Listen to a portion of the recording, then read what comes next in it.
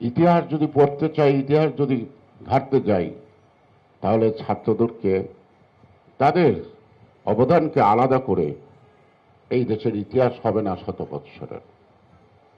কিন্তু আজকে সেই ছাত্র সমাজের কাছে মানুষ অনেক কিছু প্রত্যাশা করে।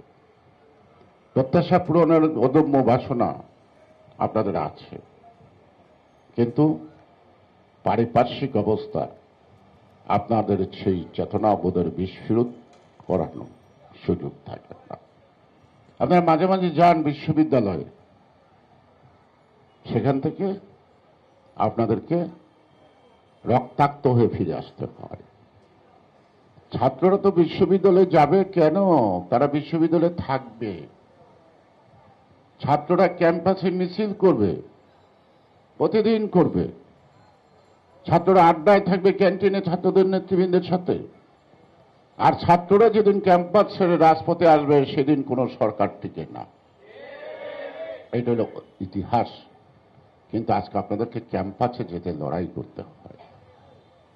আর নিয়মিত বেতন দিচ্ছেন, আপনি একজন রেগুলার ছাত্র, কিন্তু আপনি সেই শিক্ষা প্রতিষ্ঠানে গিয়ে দাঁড়িয়ে বলতে পারছেন না আমি এই বিশ্ববিদ্যালয়ের ছাত্র, এই কলেজের ছাত্র। কেন? এটা হলো আগ্রাসী শক্তির চক্রান্ত। আর এই আগ্রাসী শক্তিকে যারা মদত দিচ্ছে দেশের স্বাধীনতা সার্বভৌমত্ব ভুলণ্ঠিত করতে, জাতীয় স্বার্থকে নির্বাসিত করতে, বঞ্চিত এবং প্রতারণা করতে, যারা আজকে শুধু ক্ষমতায় থাকার একটি পৈশাসিক মনোবৃত্ত নিয়ে আছে, তারাই প্রতিবাদের কণ্ঠগুলিকে রোধ করা এই যুবক মানে তো ছাত্র। কবি বলে নাই, যৌবন যার যুদ্ধে যাওয়ার সময় তার।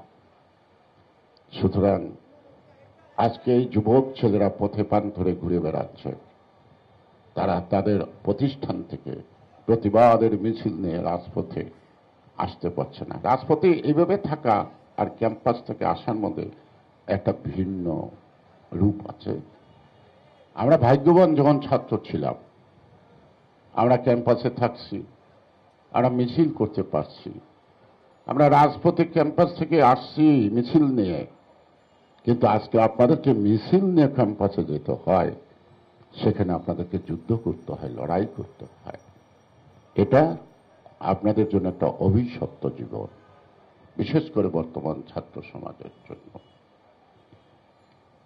এই দা কুড়াল খন্তি আর অস্ত্র নিয়ে মানুষকে জিম্মি করে চাঁদা আদায়, এটা ছাত্র সমাজের কপালে একটি কলঙ্কের তিলক।